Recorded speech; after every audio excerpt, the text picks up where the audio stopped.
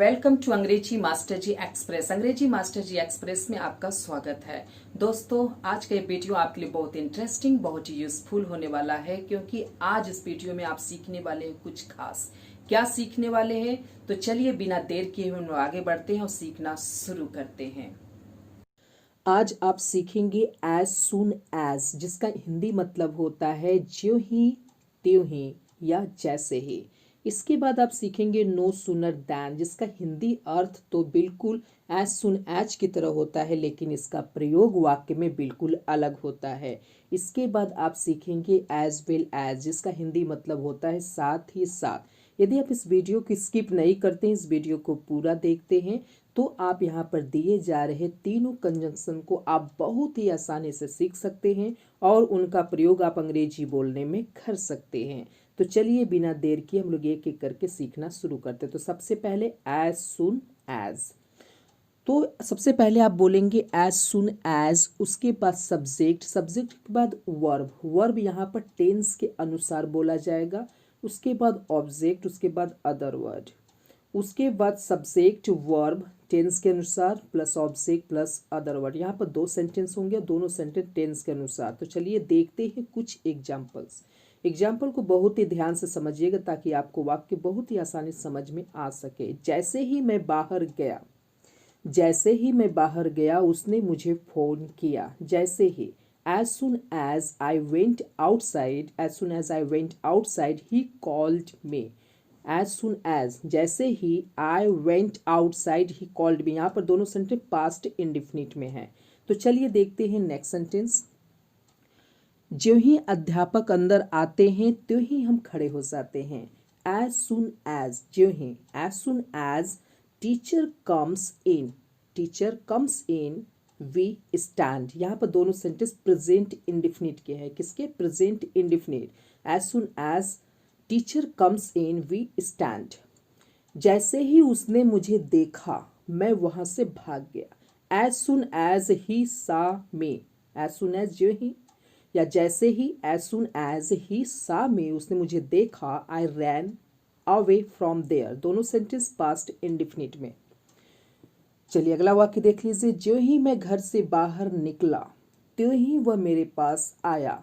ज्यों ही, as soon as I went out of home, I went out of home, he came to me, मेरे पास आया। चलिए अगला वाक्य देखिए। जैसे ही उसने मुझे बुलाया मैं वहां पहुंच गया।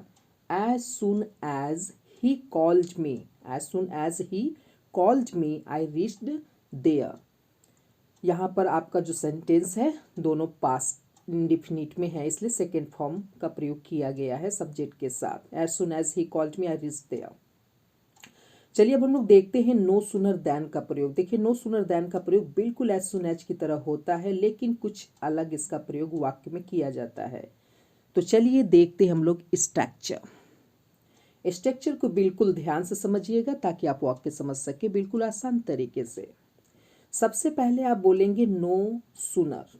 नो सुनर बिल्कुल एज सुन एज की तरह। उसके बाद हेल्पिंग वर्ब आएगा। हेल्पिंग वर्ब कौन सा होगा? जो टेंस होगा उसी का हेल्पिंग वर्ब हम यूज करेंगे। उसके बाद subject verb object other word का प्रयोग किया जाएगा। उसके बाद दैन आएगा। उसके बाद सेकेंड सेंटेंस आएगा, सब्जेक्ट प्लस वर्ब टेंस के अनुसार, ऑब्जेक्ट प्लस अदर वर्ड। तो चलिए देखते हैं कुछ एग्जाम्पल्स।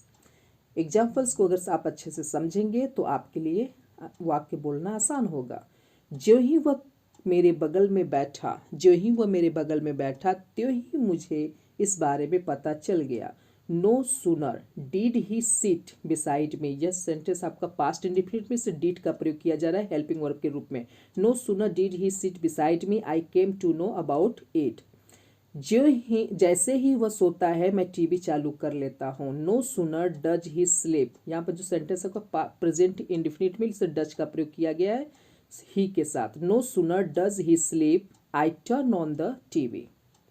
चलिए अगला वाक्य देखिए। जो ही मैं पढ़ने बैठता हूँ, जो ही मैं पढ़ने बैठता हूँ त्यों ही वह आ जाता है। No sooner do I seat, do I seat for studying he comes. दोनों सेंटेंस प्रेजेंट इंडिफिनिट में, इसलिए हेल्पिंग वर्ब के रूप में डू का प्रयोग किया गया है। जैसे ही उसने खेलना शुरू किया मैंने उसे बुला लिया, दोनों सेंटेंस पास्ट इंडेफिनिट में। नो सूनर डिड, इसलिए डिड आपका हेल्पिंग वर्ब लग रहा है क्योंकि दोनों सेंटेंस आपका पास्ट इंडेफिनिट में है। No sooner did he start playing I called him. जैसे ही मैं कूदा उसने पकड़ लिया। No sooner did I jump, no sooner did I jump he held me, he held me. अब हम सीखेंगे एज वेल एज, जिसका हिंदी मतलब होता है साथ ही साथ। यदि आप यहाँ पर दिए जा रहे सभी एग्जाम्पल्स को बिल्कुल ध्यान से आप समझते हैं और सीखते हैं तो आपके लिए उनका प्रयोग अंग्रेजी बोलने में करना बहुत ही आसान हो जाएगा। तो चलिए देखते हैं कुछ एग्जाम्पल्स एज वेल एज से related.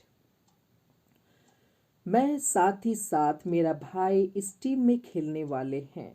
I as well as my brother, यहाँ पर जो वर्ब लगता है वो हमेशा पहला आने वाले कर्ता के अनुसार लगता है, यानी एज वेल एज से पहले आने वाले कर्ता के अनुसार। I as well as my brother about to play in this team, यहाँ पर का प्रयोग आई के अनुसार किया गया है।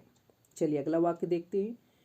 उसे साथ ही साथ मुझे नौकरी मिल गई। He as well as I got a job, उसे साथ ही साथ मुझे नौकरी मिल गई।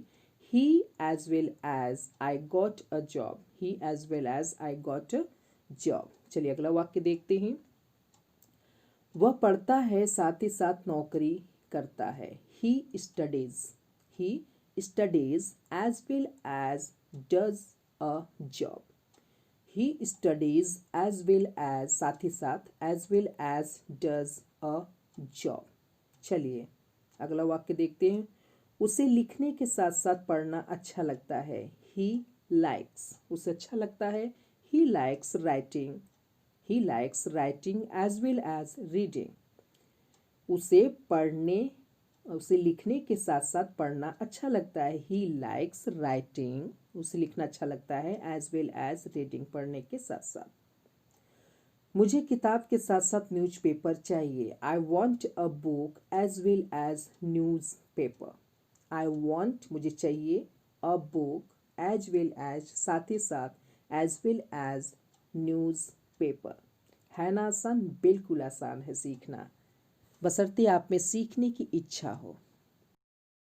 मैं उम्मीद करता हूँ आज का यह वीडियो आपको अच्छा लगा होगा। यदि अच्छा लगा तो आप इस वीडियो को अपने दोस्तों के साथ शेयर करिए। हम फिर मिलते हैं नेक्स्ट वीडियो में एक नेक्स्ट टॉपिक के साथ। तब तक के लिए